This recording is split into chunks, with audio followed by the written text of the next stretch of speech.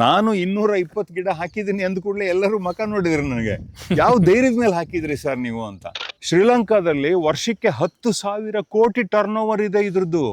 ದೇವರು ನಮಗೆ ತಲೆ ಕೊಟ್ಟಿರೋದು ಯೋಚನೆ ಮಾಡ್ಲಿಕ್ಕೆ. ಎಲ್ಲಾನು ಮಾಡಿ ಕೊನೆಗೆ ದೇವ್ರ ಮೇಲೆ ಹಾಕಿದ್ರಲ್ಲಿ ಅರ್ಥ ಇಲ್ಲ. ಅಂದ್ರೆ ನಿಮ್ ತೋಟದಲ್ಲಿ ಯಾವುದೇ ಬೋರ್ವೆಲ್ ಇಲ್ಲ? ಬೋರಲ್ಲಿ ಇಲ್ಲ, ನೀರೇ ಇಲ್ಲ ನನಗೆ. ಎಡಚಿ ವೀರಭದ್ರೇಶ್ವರ ಅಂತ ಹೇಳಿ ಆ ದೇವಸ್ಥಾನಕ್ಕೆ ಪ್ರತಿ ವರ್ಷ ಇದ್ರದ ಅರ್ಪಣೆ ಇರುತ್ತೆ. ಅಲ್ಲಿಗೆ ಬಂದಂತ ಭಕ್ತಾದಿಗಳು ಒಂದು ವರ್ಷ ಅದರಲ್ಲಿ ಒಂದು ವಾರ ಸಂತೆ ಮಾಡಿಕೊಂಡು ಅದರಿಂದ ಪ್ರಸಾದ ಎಲ್ಲನೂ ತಗೊಂಡು ಹೋಗ್ತಾರೆ. ನಾವು ಆದಷ್ಟು ಬೋರ್ ಇಲ್ಲದೆ ಇರೋಂತಹ ಮಳೆ ಆಶ್ರಿತ ಬೆಳೆಗೆ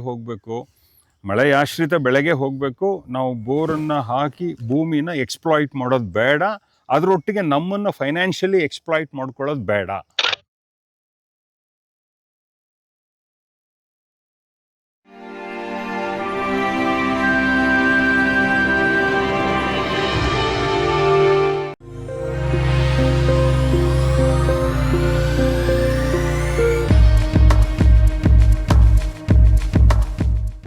ನಮಸ್ಕಾರ ಸ್ನೇಹಿತರೆ, ನನ್ನ ಹೆಸರು ವೇಣುಗೋಪಾಲ್ ಅಂತ.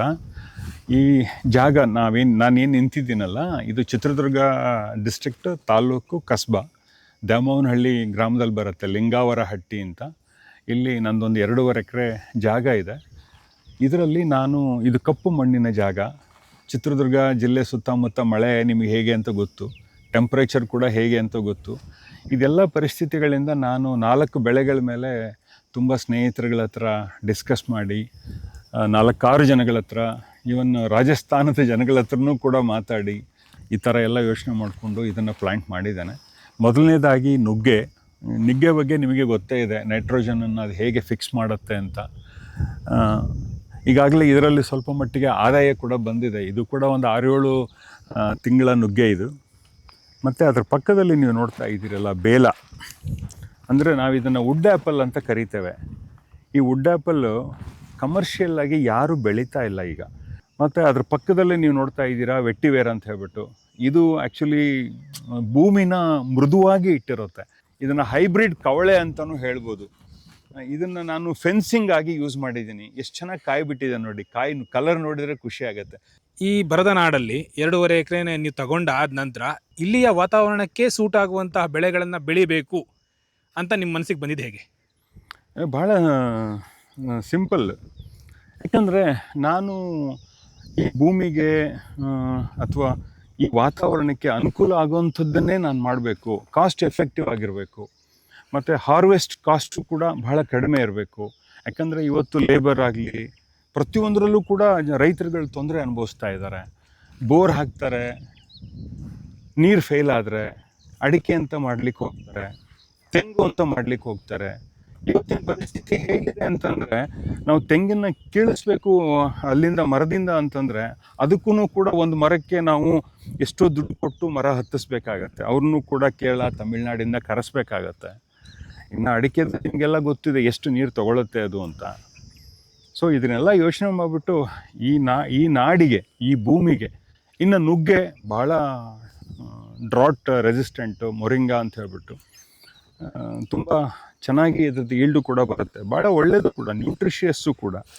ಇದ್ರ ಬಗ್ಗೆ ತುಂಬ ಕೇಳಿದ್ದೀನಿ, ಎಲ್ಲ ಕಡೆ ಚಿಕ್ಕ ವಯಸ್ಸಿಂದನೂ ಕೇಳ್ತಾ ಬರ್ತಾ ಇದ್ದೀನಿ ನಾನು.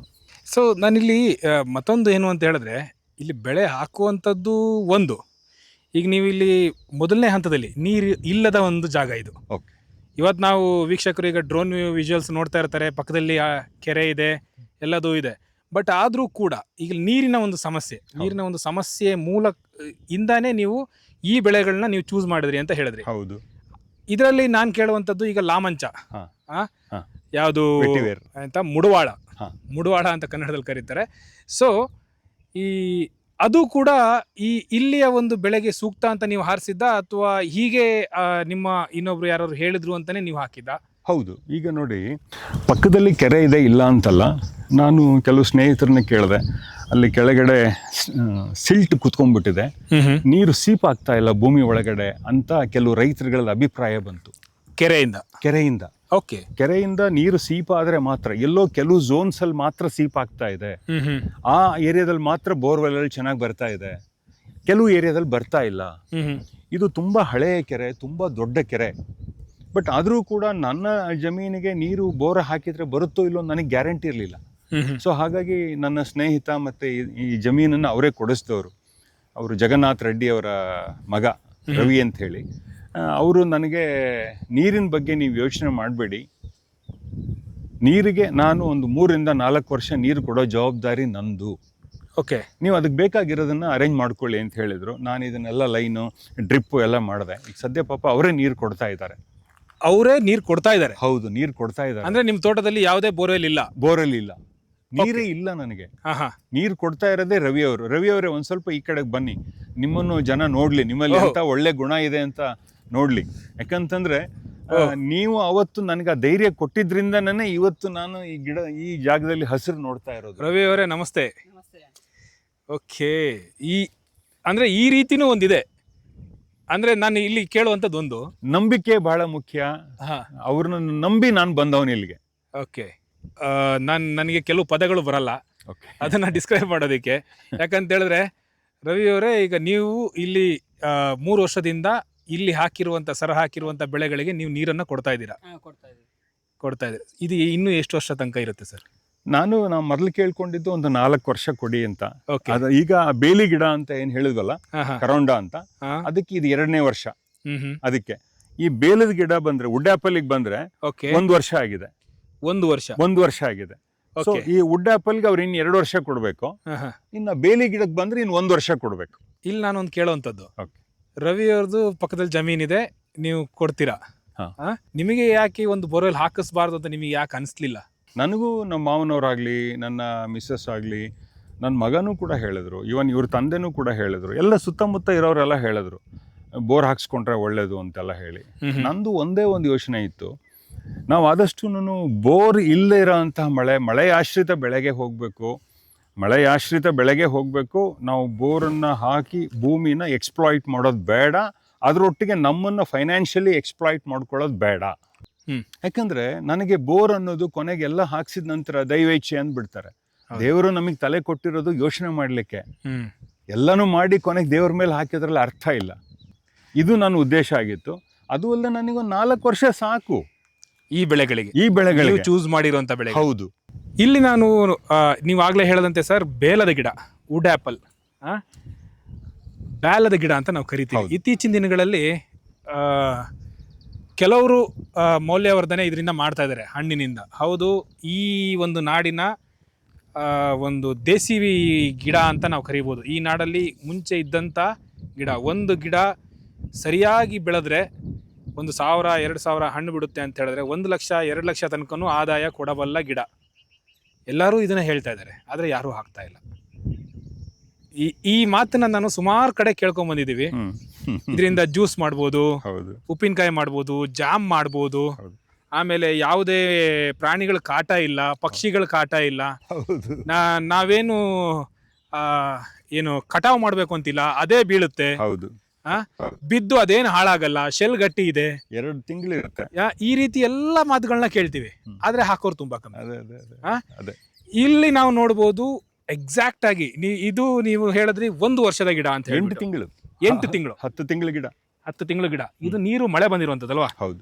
ಓಕೆ, ಸೊ 10 ತಿಂಗಳ ಗಿಡ. ಈ 10 ತಿಂಗಳು ಅನ್ನೋದಕ್ಕಿಂತ ಈ ಗಿಡವನ್ನ ನೀವು ಚೂಸ್ ಮಾಡೋದಕ್ಕೆ, ನೀವು ಅವಾಗಲೇ ಹೇಳಿದ್ರಿ ಈ ಭೂಮಿಗೆ, ಈ ವಾತಾವರಣಕ್ಕೆ ಬೇಕಾದಂತ ಗಿಡವನ್ನ ಚೂಸ್ ಮಾಡೋದು ಒಳ್ಳೇದು ಅಂತ ಹೇಳ್ಬಿಟ್ಟು. ಈ ಗಿಡವನ್ನ ನೀವು ಪಡೆದುಕೊಂಡದ್ದು ಎಲ್ಲಿಂದ, ಹೇಗೆ, ಅವತ್ತು ನಿಮಗೆ ಎಷ್ಟು ಇದು ಬಿತ್ತು, ಮುಂದೆ ನಿಮಗೆ ಈ ಗಿಡದಲ್ಲಿ ಯಾವ ಮೌಲ್ಯವರ್ಧನೆಗಳನ್ನು ಮಾಡಬೇಕು ಅನ್ನೋ ಒಂದು ಐಡಿಯಾಗಳಿವೆ, ಅದ್ರ ಬಗ್ಗೆ ಒಂದು ಸ್ವಲ್ಪ ತಿಳಿಸ್ಕೊಡಿಲ್ಲ. ಸ್ನೇಹಿತರೆ, ನಾನು ಆಗಲೇ ಹೇಳಿದೆ, ಈ ಭೂಮಿ ಏನು ಬರಬಹುದು ಅನ್ನೋ ಒಂದು ಥಾಟ್ಸ್ಗಳು, ಅಂದರೆ ಹಾರ್ವೆಸ್ಟ್ ಕಾಸ್ಟು, ಕಟಾವು ಏನು ಇರಬಾರ್ದು, ನೀರಿಲ್ಲದೆ ಇದ್ರೂ ಕೂಡ ಡ್ರಾಟ್ ರೆಸಿಸ್ಟೆಂಟ್ ಆಗಿರಬೇಕು ಅಂತ ಹೇಳಿದಾಗ ತಾಳ್ವಟ್ಟಿಯ ನಮ್ಮ ಕಸಿನ್ ಬ್ರದರ್ ವಾಸುದೇವ್ ರೆಡ್ಡಿ ಅವರು, ನೀನು ಹಾಗಾದ್ರೆ ತಲೆ ಕೆಡಿಸ್ಕೊಳ್ತೀಯಾ, ಬೇಲ ಹಾಕು ಅನ್ನೋ ಮಾತನ್ನೆಲ್ಲ ಹೇಳಿದ್ರು. ನಾನು ಆವಾಗ ತಲೆಯಲ್ಲಿ ಒಂಥರ ಹುಳ ಬಿಟ್ಕೊಂಡ್ಬಿಟ್ಟು ಇಲ್ಲ, ಬೇಲದ ಬಗ್ಗೆ ಯೋಚನೆ ಮಾಡೋಣ ಅಂತ ನನ್ನ ಸ್ನೇಹಿತರ ಹತ್ರ, ಅದು ಆಯುಷಲ್ಲಿ ಒಬ್ಬರಿದ್ದಾರೆ, ಮತ್ತು ಡಾಕ್ಟರ್ ಸ್ವಾಮಿ ಅಂತ ಹಾರ್ಟಿಕಲ್ಚರ್ ರಿಟೈರ್ಡ್ ಡೀನ್ ಅವರು, ಬ್ಯಾಂಗ್ಳೂರು GKVK, ಅವ್ರ ಹತ್ರ ಮಾತಾಡಿದಾಗ ಅವರು 70 ರೂಪಾಯಿ ಥರ ಒಂದು ಸಸಿ ಇದೆ, ಯಾರೂ ಕಮರ್ಷಿಯಲ್ ಆಗಿ ಯಾರೂ ತೊಗೊಂಡಿಲ್ಲ ಇದುವರೆಗೂ. ಎಲ್ಲರೂ ಒಂದು 5-6 ಐದಾರು ಗಿಡ ಮಾತ್ರ ತಗೊಂಡೋಗಿ ಹಾಕೋತಾರೆ. ನಿಮ್ಮ ಥರ ಎಕರೆಗೆ ಹಾಕ್ತೀನಿ ಅಂತ ಹೋದವ್ರು ಯಾರೂ ಇಲ್ಲ ಅಂತ ಯಾರು ಇಲ್ಲ. ನಾನು ಅದಕ್ಕೆ ಕ್ವಶನ್ ಕೇಳಿದೆ, ಯಾರೂ ಇಲ್ಲ ಅಂತ ಹೇಳಿದ್ರು ಡಾಕ್ಟರ್ ಸ್ವಾಮಿ ಅವರು. ಏನು ಯಾವುದನ್ನು ಮನಸ್ಸಿನಲ್ಲಿ ಇಟ್ಕೊಂಡ್ಬಿಟ್ಟು ನೀವು ಬಂದಿದ್ದೀರಾ ಹೇಗೆ ಅಂತೆಲ್ಲ ಹೇಳಿ ಕೊನೆಗೆ ಹೇಳಿದೆ, ನೋಡಿ ಸರ್, ನನಗೆ ಇದು ಅಳೆದು ಹೋಗಬಾರ್ದು ಈ ಗಿಡ. ನಮ್ಮ ಹಿಂದಿನವರು ಇದಕ್ಕೋಸ್ಕರ ಬೆಳಗಾಂ ಜಿಲ್ಲೆನಲ್ಲಿ ಒಂದು ಹಬ್ಬನೇ ಮಾಡ್ತಾ ಇದ್ದಾರೆ. ಹೌದು, ವೀರಭದ್ರೇಶ್ವರ ಗೊಡಚಿ ವೀರಭದ್ರೇಶ್ವರ ಅಂತ ಹೇಳಿ ಆ ದೇವಸ್ಥಾನಕ್ಕೆ ಪ್ರತಿ ವರ್ಷ ಇದ್ರದ ಅರ್ಪಣೆ ಇರುತ್ತೆ. ಅಲ್ಲಿಗೆ ಬಂದಂತ ಭಕ್ತಾದಿಗಳು ಒಂದು ವರ್ಷ ಅದರಲ್ಲಿ ಒಂದು ವಾರ ಸಂತೆ ಮಾಡಿಕೊಂಡು ಅದರಿಂದ ಪ್ರಸಾದ ಎಲ್ಲನೂ ತಗೊಂಡು ಹೋಗ್ತಾರೆ. ಮತ್ತೆ ನಮ್ಮ ಗಣೇಶನಿಗೆ ಬಹಳ ಇಷ್ಟವಾಗಿರೋ ಹಣ್ಣಿದು. ಹೌದು, ಪ್ರತಿಯೊಂದು ಗಣೇಶನ ಹಬ್ಬದಲ್ಲಿ ಮೈಸೂರು, ಹಳೆ ಮೈಸೂರು, ಬೆಂಗಳೂರು ಏರಿಯಾದಲ್ಲಿ ಗಣೇಶನಿಗೆ ಈ ಹಣ್ಣನ್ನು ಹುಡ್ಕೊಂಡು ಹೋಗಿ ಇಡ್ತಾರೆ. ಆಮೇಲೆ ನಮ್ಮ ಶ್ರೀರಾಮಚಂದ್ರ ಹಿಂದಿನ ಕಾಲದಲ್ಲಿ ಇಲ್ಲೆಲ್ಲ ಓಡಾಡ್ಬೇಕಾದಾಗ ಬೇಸಿಗೆನಲ್ಲಿ ಈ ಹಣ್ಣನ್ನೇ ತಿಂದು ಆತನ ದಾಹ ನೀರಿಸ್ಕೊಂಡಿದ್ದ ಅಂತ ಹೇಳ್ತಾರೆ. ಹೌದು, ನಮ್ಮ ದೈವಮಾನ್ವಿತ ಶ್ರೀರಾಮಚಂದ್ರ. ಸೊ ಇಷ್ಟೆಲ್ಲ ಒಳ್ಳೆ ಗುಣಗಳಿದ್ದು ನಮ್ಮ ಹಿರಿಯರು ಈ ಥರ ಒಂದು ಪದ್ಧತಿನ ಇಟ್ಟು ಈ ಗಿಡನ ಹಾಳು ಮಾಡಬಾರ್ದು ಅಂತ ಹೇಳಿ ಏನೇನೆಲ್ಲ ಮಾಡಿದ್ದಾರೆ. ಇದ್ರ ಬಗ್ಗೆ ಯೋಚನೆ ಮಾಡಬೇಕು ಅಂತ ಹೇಳಿ ನಾನು ತುಂಬ ಇದ್ರ ಬಗ್ಗೆ ರಿಸರ್ಚ್ ಮಾಡಿದೆ. ನನಗೆ ಇದರಲ್ಲಿ ತುಂಬ ಸಹಾಯ ಮಾಡಿದವರು ಪದ್ರೆ ಅಂತ ಹೇಳ್ಬಿಟ್ಟು ಅಡಿಕೆಯ ಪತ್ರಿಕೆಯ ಸಂಪಾದಕ ಅವರು ಶ್ರೀಪದ್ರೆ ಅವರು. ಅವರು ನನಗೊಂದು ಸರಿ ಫೋನ್ ಮಾಡಿದ್ರು, ನೀವು ಏನು ಕಾರಣದಿಂದ ಬೇಲನ್ನು ಹಾಕ್ತಾ ಇದ್ದೀರಿ? ನಾನು ಅವಾಗ ಹೇಳಿದೆ, ಅವರು ಅಡಿಕೆ ಪತ್ರಿಕೆಯಲ್ಲಿ ನನ್ನ ಹೆಸರನ್ನು ತಕ್ಕೊಂಡು ನಾನು ಮೊದಲು ಏನು ಮಾಡ್ತಾ ಇದ್ದೆ, ಭಾರತೀಯ ಜೀವಮಯ ನಿಗಮ ಎಲ್ಲನೂ ಹೇಳಿಬಿಟ್ಟು ಅವರು ಹಾಕಿದ್ದಾರೆ. ಅದರಲ್ಲೂ ಕೂಡ ನಾನು ಹೇಳೋ ಮಾತುಗಳನ್ನೇ ಹಾಕಿದ್ದಾರೆ. ಅವ್ರು ಇನ್ನೊಂದು ಹೇಳಿದ್ರು, ತುಂಬ ಸಹಾಯ ಆಯಿತು ಅವ್ರು ಹೇಳಿದ್ದು. ಶ್ರೀಲಂಕಾದಲ್ಲಿ ವರ್ಷಕ್ಕೆ 10,000 ಕೋಟಿ ಟರ್ನ್ ಓವರ್ ಇದೆ ಇದ್ರದ್ದು. ಹೌದು, ನಾನು ಇದನ್ನ ಇವನ್ ಅಡಿಕೆ ಪತ್ರಿಕೆಯಲ್ಲೂ ನೋಡಿದ್ದೆ. ನಂತರ ರಿಸರ್ಚ್ ಕೂಡ ನಾವು ಕೆಲವು ಕಡೆ ನೋಡಿದ್ವಿ ಟಾಪಿಕ್ಸ್ಗಳನ್ನ. ಅದರಲ್ಲಿ ನೀವು ಹೇಳದಂತೆ 10,000 ಕೋಟಿ ತನಕ ಇದರಲ್ಲಿ ಒಂದು ವಹಿವಾಟು ನಡೀತಾ ಇದೆ. ಹೌದು, ಮೊನ್ನೆ ನನ್ನ ಸ್ನೇಹಿತರೊಬ್ರು ಶ್ರೀಲಂಕಾ ಹೋಗಿದ್ರು.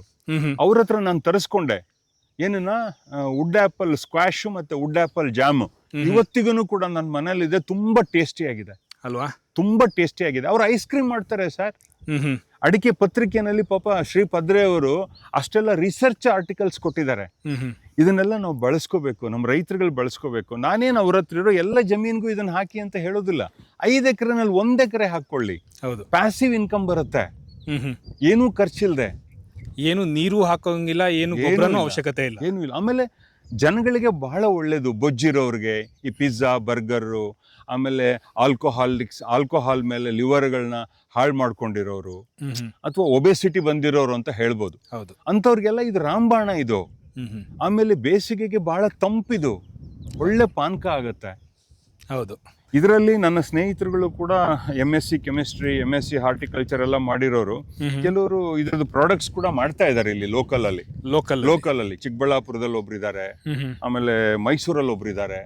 ಅವರೆಲ್ಲ ಮಾಡ್ತಾ ಇದ್ದಾರೆ ಇದ್ರ ಬಗ್ಗೆ. ಅವ್ರ ಹತ್ರನೂ ಕೂಡ ನಾನು ಆಗಿಂದಾಗ ಮಾತಾಡ್ತಾ ಇರ್ತೇನೆ. ಬಟ್ ಅವರೆಲ್ಲ ಹೇಳೋದು ಏನಪ್ಪಾ ಅಂದ್ರೆ, ಯಾರು ಕಮರ್ಷಿಯಲ್ ಆಗಿ ಬೆಳೀತಿಲ್ಲ ಸರ್, ಹಳೆ ಮರಗಳಿಂದ ಬಂದಂಥದ್ದು ನಮಗೆ ಸಿಗ್ತಾ ಇದೆ. ಹೊಸದಾಗಿ ಯಾರು ಹಾಕಿಲ್ಲ ಕಮರ್ಷಿಯಲ್ ಆಗಿ. ನಾನು 220 ಗಿಡ ಹಾಕಿದ್ದೀನಿ ಅಂದ ಕೂಡಲೇ ಎಲ್ಲರೂ ಮಕ ನೋಡಿದ್ರು ನನಗೆ, ಯಾವ ಧೈರ್ಯದ ಮೇಲೆ ಹಾಕಿದ್ರಿ ಸರ್ ನೀವು ಅಂತ. ನಾನು ಹೇಳಿದೆ, ನಾನು ಇನ್ವೆಸ್ಟ್ ಬಹಳ ಕಡಿಮೆ ಮಾಡ್ಬಿಡ್ತೀನಿ. ಇನ್ವೆಸ್ಟ್ಮೆಂಟೇ ಇರೋದಿಲ್ಲ. ಬೇರ್ ಮಿನಿಮಮ್ ಮಾಡಲೇಬೇಕು, ಮಾಡ್ತೀನಿ ಅಷ್ಟೇ. ನಾನು ಒಂದು ಗಿಡಕ್ಕೆ 70 ರೂಪಾಯಿ ಕೊಟ್ಟು ತಂದಿದ್ದೀನಿ. ಹೌದು, ಅಷ್ಟೇ, 70 ರೂಪಾಯಿ ಕೊಟ್ಟಿದ್ದು. ಇನ್ನ ಕರೋಂಡ ಬಂದ್ರೆ ನಾನು ಕೊಟ್ಟಿರೋದು 28 ರೂಪಾಯಿ ಏನೋ ಕವಳೆ ಗಿಡಕ್ಕೆ. ಓಕೆ, ನಾವು ಅದ್ರ ಬಗ್ಗೆ ನಾನು ಮಾತಾಡ್ತೀನಿ. ಓಕೆ, ಇಲ್ಲಿ ಬೇಲದ ಗಿಡದಲ್ಲಿ ನನಗೆ ಒಬ್ರು ಹಿಂದೆ ತೀರಾ ಇತ್ತೀಚೆಗೆ ಒಬ್ರು ಒಂದು ಮಾತು ಹೇಳಿದ್ರೆ ಏನು ಅಂತ ಹೇಳಿದ್ರೆ, ಒಂದು ಬೇಲದ ಗಿಡ ನಮ್ಮ 20 ಪೀಳಿಗೆಯನ್ನ, ಮುಂದಿನ 20 ಪೀಳಿಗೆಯನ್ನ ಸಾಕುತ್ತೆ ಅಂತ ಹೇಳಿ. ನಿಜವಾಗ್ಲೂ ಸತ್ಯ. ಯಾಕಂತ ಹೇಳಿದ್ರೆ 300 ರಿಂದ 500 ವರ್ಷ ತನಕ ಬಾಳುತ್ತೆ. ಹಿರಿಯ ಮರಗಳು, ಒಂದು ಮರದಲ್ಲಿ 1000 ರಿಂದ 2000 ಹಣ್ಣುಗಳು ಬಿಡುತ್ತವೆ. ಒಂದು ಹಣ್ಣಲ್ಲಿ 3 ಲೋಟ ಜ್ಯೂಸ್ ಮಾಡ್ಬೋದು. ಒಂದು ಲೋಟ ಜ್ಯೂಸನ್ನ 50 ರೂಪಾಯಿಗೆ ಮಾರಿದ್ರೆ ಒಂದು ಹಣ್ಣಿಂದ 150 ರೂಪಾಯಿ ಬರುತ್ತೆ. ಜೊತೆಗೆ 1000 ಲೆಕ್ಕದಲ್ಲಿ ನೀವು ಲೆಕ್ಕ ಹಾಕೊಂಡ್ರೆ ಎಷ್ಟಾಗುತ್ತೆ ಅಂತ ನೀವು ಲೆಕ್ಕ ಮಾಡಿ ಅಂತ ನನಗೆ ಹೇಳಿದ್ರು. ನನಗೆ ಅವಾಗ ಒಂದು ಇದು ಯಾವುದೋ ಒಂದು ಬೇರೆ ರೀತಿ ಅಂತ ಅನಿಸ್ತಾ ಇತ್ತು. ಯಾಕಂತ ಹೇಳಿದ್ರೆ, ಯಾರಪ್ಪ ಎಲ್ಲೋ ಒಂದ್ ಕಡೆ ನಾವು ಜ್ಯೂಸ್ ಕುಡ್ದೋದು ಹೌದು, ತುಂಬಾ ಚೆನ್ನಾಗಿರುತ್ತೆ ಹೌದು, ಆದ್ರೆ ಬೆಳೆದವರು ಅಂತ ಇದು ನೋಡಿದಾಗ ಬೆರಳೆಣಿಕೆ ಎಷ್ಟು? ಯಾರು ಇಲ್ಲ ಅಂತಾನೆ ಹೇಳ್ಬೋದು, ಯಾರು ಕೆಲವರು ಅಲ್ವಾ? ಈ ತರ 2 ಎಕರೆಗೆ ಫುಲ್ 220 ಗಿಡ ಕೂರ್ಸಿರೋರು ಯಾರು ಇಲ್ಲ. ನಾನು ಇದಕ್ಕೂ ಕೂಡ ನಿಜ ಹೇಳ್ಬೇಕು ಅಂದ್ರೆ ಯಾರಾದ್ರೂ ಬೆಳೆಯೋರು ಇದ್ರೆ ಅವ್ರಿಗೂ ಅನುಕೂಲ ಆಗ್ಲಿ ಅಂತ ಹೇಳ್ತಾ ಇದ್ದೀನಿ. ನಾನು ಇದಕ್ಕೆ ಏನ್ ಮಾಡಿದೆ ಅಂತ ಹೇಳ್ತೀನಿ. 2.5 ಅಡಿ JCB ನಲ್ಲಿ ಗುಂಡಿ ತೆಗೆಸ್ಬಿಟ್ಟೆ. ಆಮೇಲೆ ಕೆಂಪು ಮಣ್ಣು ಹಾಕಿದ್ರು, ಕೆರೆ ಮಣ್ಣು ಹಾಕಿದ್ರು. ಆ ಕೆರೆಯಿಂದ ಬಂದಂತ ಮಣ್ಣನ್ನು ಹಾಕ್ಸಿದ್ರು. ಫಸ್ಟ್ ಒಂದೊಂದು 10 ಪುಟ್ಟಿ ಒಂದೊಂದು ಗುಂಡಿಗೆ ಹಾಕ್ಸಿದ್ರು. ಆಮೇಲೆ ಇಲ್ಲಿ ಸುತ್ತ ನಮಗೆ ಚಾನಲ್ದು ಕಲ್ಲು ಕೆಂಪು ಮಣ್ಣು ಸಿಕ್ತು. ಗ್ರಾವೆಲ್ ತರ ಕಾಣ್ತಾ ಇದೆಯಲ್ಲ, ಹಿಂದೆ ಕಾಣ್ತಾ ಇದೆ ನೋಡಿ, ಆ ತರದ ಮಣ್ಣು ಸಿಕ್ತು. ಅದು ಕಲ್ಲದು ಅಂದ್ರೆ ಜೋರಾಗಿ ಹೊಡೆದ್ರೆ ಪುಡಿ ಪುಡಿ ಆಗತ್ತೆ. ಬೇಲದ ಗಿಡ ಇನ್ನೂ ತುಂಬಾ ಚೆನ್ನಾಗಿ ಕಾಣುತ್ತೆ ನೋಡಿ ಇಲ್ಲಿ ಎಷ್ಟು ಚೆನ್ನಾಗಿ ಬಂದಿದೆ ನೋಡಿ. ಇದು 8 ತಿಂಗಳ ಗಿಡ ಸರ್ ಇದು. ಅದನ್ನ ಆ ಕೆರೆ ಮಣ್ಣಿನ ಮೇಲೆ ಕೆಂಪು ಮಣ್ಣು ಹಾಕಿ ಆಮೇಲೆ ಈ ಮಣ್ಣನ್ನು ಹಾಕಿಬಿಟ್ಟು ಇಟ್ಬಿಟ್ಟಿದ್ದೀನಿ. ಗೊಬ್ಬರ ಯಾವುದು ಕೊಟ್ಟಿಲ್ಲ ಸರ್ ಇದುವರೆಗೂ. ಏನೇನು ಗೊಬ್ಬರ ಕೊಟ್ಟಿಲ್ಲ, ಬರೀ ನೀರು ಮಾತ್ರ. ಅಲ್ಲ, ಇನ್ ಮುಂದೆ ಕೂಡ ಅದು ಗೊಬ್ಬರ ಬೇಡೋದಿಲ್ಲ? ನಾನು ಕೊಡೋದಿಲ್ಲ ಸರ್. ಅದಕ್ಕೆ ಕೊಟ್ರೆ ದನದ ಗೊಬ್ಬರ ಕೊಡ್ತೀನಿ ಅಷ್ಟೇ. ದನದ ಗೊಬ್ಬರ ಅದು ನೋಡ್ಬಿಟ್ಟು ಕೊಡ್ತೀನಿ. ಇನ್ನು ಎಷ್ಟು ದಿನದಲ್ಲಿ ಇದರಲ್ಲಿ ನೀವು ಇಳುವರಿಯನ್ನ ಎಕ್ಸ್ಪೆಕ್ಟ್ ಮಾಡ್ತಾ ಇದ್ದೀರಿ? ನಾನು ಮೋಸ್ಟ್ಲಿ 2029 ಅಂದ್ರೆ ಈಗ 2025ರಲ್ಲಿ ಹಾಕಿರೋದು ಭೂಮಿಗೆ 26. ನಾನು 29ರಲ್ಲಿ ಎಕ್ಸ್ಪೆಕ್ಟ್ ಮಾಡ್ತೀನಿ. ಬಟ್ ನಾನು ಮೊದಲನೇ ವರ್ಷ ನಾನು ಒಂದೊಂದು ಗಿಡಕ್ಕೆ ಬಿಡ್ತೀನಿ ಅಷ್ಟೇ. ಬಟ್ ಅದನ್ನು ಕಮರ್ಷಿಯಲ್ ಆಗಿ ಎಕ್ಸ್ಪ್ಲಾಯ್ಟ್ ಮಾಡಲ್ಲ.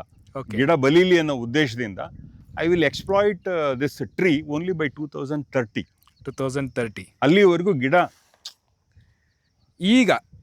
ಈಗ ನಿಮ್ಮನ್ನ ನೋಡ್ಬಿಟ್ಟು ಇನ್ನೊಬ್ರು ಯಾರೋ ಈ ಗಿಡವನ್ನ ಹಾಕಬೇಕು ಅಂತ ಇದ್ರೆ ಅವರಿಗೆ ಈ ಗಿಡ ಎಲ್ಲಿ ಸಿಗುತ್ತೆ, ಹೇಗೆ ಅಂತ ಹೇಳ್ಬಿಟ್ಟು ಒಂದು ಮಾಹಿತಿ ಕೊಡ್ತೀರಾ? ಧಾರಾಳ ಹೇಳ್ತೀನಿ. GK ನನ್ನ ನಂಬರ್ ಕೊಡ್ತೇನೆ. ನನ್ನ ನಂಬರ್ ಹತ್ರ ಮಾತಾಡಿ. ಇಲ್ಲ ಅಂದ್ರೆ ನೀವೇ ದಯವಿಟ್ಟು GKVK ಹೋಗಿ. ಅಲ್ಲಿ ಹಾರ್ಟಿಕಲ್ಚರ್ ಹೆಡ್ ಇದ್ದಾರೆ, ಅಲ್ಲಿ ಒಳ್ಳೆ ಗ್ರಾಫ್ಟ್ ಮಾಡೋರು ಇದ್ದಾರೆ. ಅವರು ನನಗೆ ಪರಿಚಯದವರು ಕೂಡ. ನಾನು ಡೀಟೇಲ್ಸ್ ಕೊಡಬಲ್ಲೆ.